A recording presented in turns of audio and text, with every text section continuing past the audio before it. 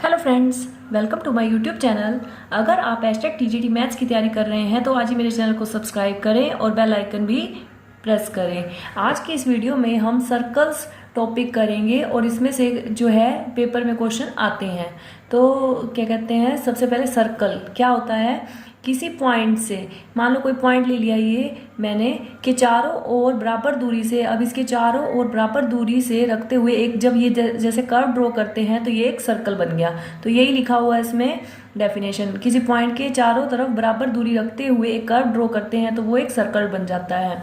इसके बाद नेक्स्ट है, अब इसमें सर्कल से जो है कुछ बता रही हूँ मैं आपको बातें। इसमें क्या है, सर्कल, जब ये एक सर्कल ड्रॉ किया हुआ है मैंने, ये इसका सेंटर है, ठीक है। इसके बाद जब हम सर्कल के सेंटर से यहाँ तक कोई लाइन बनाते हैं, जैसे ये ओ ए मैंने नाम दे दिया, तो ये एक रेडियस बन गई, इसको हम त्रिज्या भी कहते हैं, ठीक है। जब इसको कंप्लीट, ये पूरा यहाँ से सेंटर से होते हुए ये पूरा कंप्लीट यहाँ से यहाँ तक मिला दिया तो ये इसका डायमीटर बन जाता है।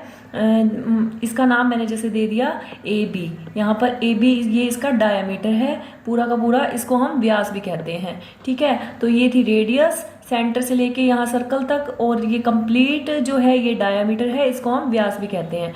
इसके बाद जो ये पूरी कर्व लाइन हम बनाते हैं, इस कर्व लाइन को हम सरकमफ्रेंस कहते हैं। सर्कल का सरकमफ्रेंस निकालने के लिए कह दे या परिधि निकालने के लिए कह दे तो इसका फॉर्मूला भी होता है 2πr। और एक बात और, जो डायमीटर है वो रेडियस का 2 गुना होता है। तो जैसे एक रेडियस मिल गई, दूसरी रेडियस मिल गई, 2 गुना रेडियस का डायमीटर होता है, ठीक है, डबल होता है। तो आगे नेक्स्ट क्या इसमें पॉइंट्स हैं, आगे है। अब मैंने एक सर्कल फिर से ड्रॉ किया, ये इसका सेंटर है। इसके बाद जब 2 पॉइंट लिए सर्कल पर और इनको मिला दिया तो ये कोड बन गई, इसको हम जीवा भी कहते हैं। अब जीवा जो है, देखो सर्कल को 2 पार्ट्स में डिवाइड कर रही है, एक ये वाला पार्ट और एक ये वाला पार्ट। जो ऊपर वाला छोटा पार्ट है, इन जीवा जब किसी सर्कल को डिवाइड करती है तो वो सेगमेंट्स बनते हैं। अब इसमें एक छोटा है और एक बड़ा है, तो छोटे वाले को कहेंगे हम माइनर सेगमेंट और बड़े वाले को कहेंगे हम मेजर सेगमेंट, ठीक है। आगे है, फिर से नेक्स्ट मैंने एक सर्कल ड्रॉ किया, ये इसका सेंटर है और ये इसकी एक रेडियस और ये एक इसकी दूसरी रेडियस। तो रेडियस क्या होता है, जब हम सेंटर से सर्कल पर मिलाते हैं तो वो रेडियस बन जाती है। 2 रेडियस बना ली मैंने। तो ये जो जब रेडियस इसको डिवाइड करती है, सर्कल को 2 पार्ट्स में देखो डिवाइड कर रही है, एक ये वाला पार्ट और एक ये वाला पार्ट, तो इसको हम सेक्टर कहते हैं। अब वही बात, छोटे वाला जो है माइनर होगा और बड़े वाले को हम मेजर कहेंगे, ठीक है। ध्यान रखना, जो रेडियस डिवाइड करती है वो सेक्टर बनते हैं और जो कोड डिवाइड करती है वो सेगमेंट बनते हैं। अब माइनर छोटा और मेजर बड़ा। आगे है नेक्स्ट, आगे है टेंजेंट। टेंजेंट क्या होती है, स्पर्श रेखा। जब कोई जो लाइन जो है, कोई स्ट्रेट लाइन सर्कल को जो टच करते हुए, देखो अब ये कोई स्ट्रेट लाइन है सर्कल के बाहर, ये इसको टच करते हुए एक पॉइंट पर जा रही है तो ये इसको हम टेंजेंट कहते हैं। और ये किसी पॉइंट पर टच कर रही है, इसको पॉइंट ऑफ कॉन्टेक्ट कहते हैं। इसके बाद जब सर्कल के सेंटर से जब इस पर जो है लाइन मिलाएंगे तो ये परपेंडिकुलर होगी। सर्कल के सेंटर से ये रेडियस होगी, रेडियस जब इसको यहाँ पॉइंट ऑफ कांटेक्ट पर मिलेगी तो ये परपेंडिकुलर ड्रॉ होगा। यानी कि रेडियस और जो टेंजेंट है परपेंडिकुलर होती हैं, रेडियस एंड जो टेंजेंट है वो परपेंडिकुलर होती है यहाँ पर, ठीक है। तो अब आगे करेंगे हम प्रीवियस ईयर क्वेश्चंस करेंगे जो एस्टेट में आए हुए हैं। अब ये क्वेश्चन जो है 2017 में भी आया हुआ और 18 में भी आया हुआ है। तो फर्स्ट क्वेश्चन क्या है, एक वृत्त का AD एक व्यास है। जैसे जैसे ये कह रहा है वैसे वैसे हम बनाते जाएंगे। सबसे पहले मैंने एक सर्कल लिया और इसके बाद आगे क्या कह रहा है, AD एक व्यास है। तो व्यास क्या होता है, जो सेंटर से होते हुए जाता है। ये एक सेंटर से होते हुए जब जो लाइन जाती है पूरे, इधर भी सर्कल पर मिलेगी इधर भी, ये एक व्यास होता है। इसको मैंने नाम दिया AD, इसने AD नाम दे रखा है। आगे ये कह रहा है कि AB एक जीवा है। तो अब AB एक जीवा है, AB एक जीवा है, देखो A से ही मिलती हुई जा रही है, AB दे रखी है यानी कि A से ही होते हुए जाएगी। तो AB एक जीवा है। जीवा क्या होता है, जब सर्कल पर आप कोई 2 पॉइंट लेते हो और उनको मिला देते हो, लाइन बनती है, तो वो जीवा होती है। ये कोड ले ली मैंने। तो अब इसने जैसे जैसे कहा था वैसे वैसे ले लिया मैंने। AD कह रहा है 34 सेंटीमीटर है, ये व्यास था तो इसको 34, ये टोटल 34 है तो ये भी 17 होगा और ये भी 17 होगा, क्योंकि जो व्यास ये रेडियस है और ये यहाँ तक रेडियस रेडियस है और ये यहाँ तक रेडियस है, तो ये 17 टोटल 34 हो जाएगी। ठीक है, तो आगे है इसके बाद, क्योंकि ये 17 कैसे आई, क्योंकि जो रेडियस है वो जो है डायामीटर की हाफ होती है, तो ये यहाँ से लेके यहाँ तक रेडियस ही है, ये सेंटर पॉइंट है। तो अब डायामीटर कितना था टोटल 34 बटा में 2 17, तो 17 इधर ले लिया, 17 इधर ले लिया। ठीक है, आगे नेक्स्ट क्या कहा इसने, ए बी जो है 30 है, तो ये इसको 30 सेंटीमीटर ले लिया मैंने। अब ये क्या कह रहा है, वृत्त के केंद्र से ए बी की दूरी, वृत्त का केंद्र ये है, से ए बी की दूरी लेनी है, तो हम परपेंडिकुलर बनाएंगे यहाँ पर, क्योंकि परपेंडिकुलर से ही इसकी डिस्टेंस निकाली जाती है। अब ये इस पर मैंने परपेंडिकुलर बनाया, मैंने इसको नाम दे दिया P। ठीक है, तो अब ये हमें क्या निकालना है, दूरी निकालनी है, यही निकालना है, OP फाइंड आउट करना है। ठीक है, तो अब ये जो है राइट एंगल ट्रायंगल बन गई और इसमें जो है पाइथागोरस प्रमेय लगेगा, यहाँ पर पाइथागोरस थ्योरम लगेगी यहाँ पर। तो इसमें क्या सॉल्यूशन है, पाइथागोरस थ्योरम क्या होती है, हाइपोटेनस का square is equal to perpendicular का स्क्वायर प्लस के बेस का स्क्वायर। अब इसमें हम जो है कंफ्यूज हो जाते हैं कि परपेंडिकुलर कौन सा है, बेस कौन सा है और हाइपोटेनस कौन सा है।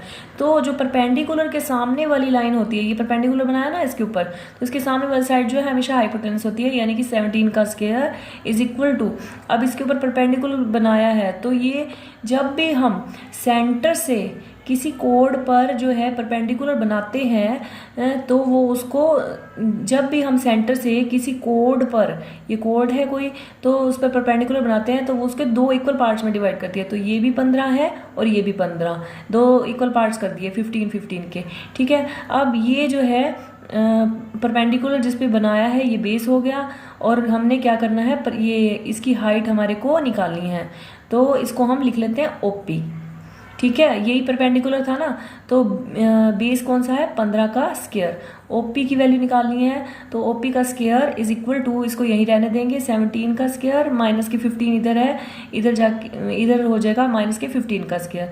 तो अब इसमें से 17 का स्क्वायर जो होता है 289 होता है, और 15 का स्क्वायर जो है 225 होता है। इसमें से माइनस करेंगे, 9 में से 5 गए 4, इसके बाद 8 में से 2 गए 6, और इसका स्क्वायर रूट हो जाएगा। ये OP का स्क्वायर था, इधर आके स्क्वायर रूट हो गया, और ये आ गया 8 सेंटीमीटर। इसका आंसर 8 सेंटीमीटर अब कौन सा है, ऑप्शन नंबर 4। ठीक है, ये इसका आंसर आ गया। आगे है नेक्स्ट क्वेश्चन, अब है आगे नेक्स्ट क्वेश्चन। इसमें ये क्या कह रहा है, 20 सेंटीमीटर व्यास कह रहा है हमारे को, तो एक सर्कल लिया। अब मैं जो है रेडियस जो है व्यास की आधी होती है, डायमीटर की आधी होती है, तो क्या कहते हैं, डायमीटर कितना है 20/2, यानी कि 10 सेंटीमीटर रेडियस त्रिज्या हो जाएगी। तो मैं एक त्रिज्या ले लेती हूँ, ये मैंने एक त्रिज्या ले ली शुरू से ही 10 सेंटीमीटर। ठीक है, इसके बाद ये क्या कह रहा है, वृत्त के केंद्र की 16 सेंटीमीटर लंबाई वाली जीवा, 16 सेंटीमीटर लंबाई वाली जीवा है अब एक कोई, तो ये मैंने एक ले ली 16 सेंटीमीटर लंबाई वाली जीवा। ठीक है, तो इसका नाम मैंने अब दे दिया AB। ये 16 सेंटीमीटर लंबाई वाली जीवा है। अब ये कह रहा है वृत्त के केंद्र से इसकी दूरी क्या है, ये वृत्त का केंद्र, इसकी दूरी लगभग पिछले वाले क्वेश्चन से मिलता जुलता ही क्वेश्चन है। वृत्त का केंद्र O है, ये दूरी निकालनी है, इसको मैंने P नाम दे दिया। फिर से जब इसकी हमें दूरी निकालनी है, तो ये परपेंडिकुलर बनाया हमने इसमें, तो ये राइट एंगल ट्रायंगल होगी। तो इन ट्रायंगल OAP, तो इसमें ये परपेंडिकुलर है, और ये क्या है, इसमें हमारे को ये दे रखी थी जीवा की लंबाई 16 दे रखी थी टोटल, वही 8 सेंटीमीटर और 8 सेंटीमीटर। जब भी हम किसी सेंटर से परपेंडिकुलर बनाते हैं किसी जीवा पर, तो वो उसको 2 बराबर भागों में बांटता है, तो 8-8 हो गए।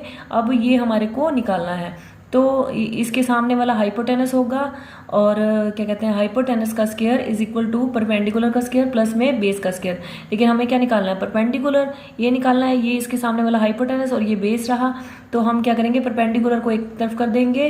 परपेंडिकुलर निकालना है हमारे को हाइपोटेनस का स्क्वायर और माइनस के बेस का स्क्वायर। अब यहाँ पर वैल्यू पुट करेंगे हम, हाइपोटेनस कितना है 10 का स्क्वायर, माइनस के बेस का स्क्वायर कितना है 8 का स्क्वायर, और परपेंडिकुलर है क्या OP का स्क्वायर। अब 10 का स्क्वायर कितना हो गया, 100 में से 64 गए और स्क्वायर है इधर आके स्क्वायर रूट हो जाएगा। इसमें से 100 में से 64 गए कितने होंगे, अगर 100 में से 60 जाते तो 40, 40 में से 4 और गए तो 36, 36 का स्क्वायर रूट यानी कि 6 सेंटीमीटर इसका आंसर आएगा, यानी कि ऑप्शन नंबर 3। और ये क्वेश्चन जो है 2020 में आया हुआ था। आगे है नेक्स्ट क्वेश्चन। ये क्वेश्चन जो है 2021 में आया हुआ था। अब इसमें ये क्या कह रहा है, इसमें टेंजेंट का यूज़ होगा, जो भी मैंने अभी सारे आपको बताए थे। 6 सेंटीमीटर त्रिज्या वाले एक सर्कल है, उसमें रेडियस कितनी है, 6 सेंटीमीटर। तो सबसे पहले मैं 6 सेंटीमीटर रेडियस ले लूँगी। उसके बाद ये क्या कह रहा है, एक वृत्त के केंद्र से, वृत्त का केंद्र लिया से 8 सेंटीमीटर दूरी पर स्थित एक बिंदु, 8 सर्कल का सेंटर है, उसे 8 सेंटीमीटर दूरी पर क्या कहते हैं मैंने लिया। तो अब एक स्पर्श रेखा की लंबाई 8 सेंटीमीटर दूरी ले ली सर्कल के सेंटर से, ये ओ पॉइंट दे दिया। इसके बाद अब ये कह रहा है स्पर्श रेखा डाली गई, इससे अब एक स्पर्श रेखा डाली गई है। तो ये एक स्पर्श रेखा ले ली। स्पर्श रेखा क्या होती है, टेंजेंट, जो सर्कल को एक ही पॉइंट पर टच करे। तो मैंने इसको नाम दे दिया P। इसके बाद ये कह रहा है 6 सेंटीमीटर की त्रिज्या थी, तो ये 6 सेंटीमीटर की त्रिज्या यानी कि रेडियस ले ली मैंने, और इसको नाम A दे दिया मैंने। ठीक है, नाम आप जो कुछ मर्जी दे सकते हो, आपकी मर्जी है। आगे ये क्या कह रहा है, स्पर्श रेखा की लंबाई बतानी है। स्पर्श रेखा यानी कि यहाँ से लेके यहाँ तक आपको बताना है।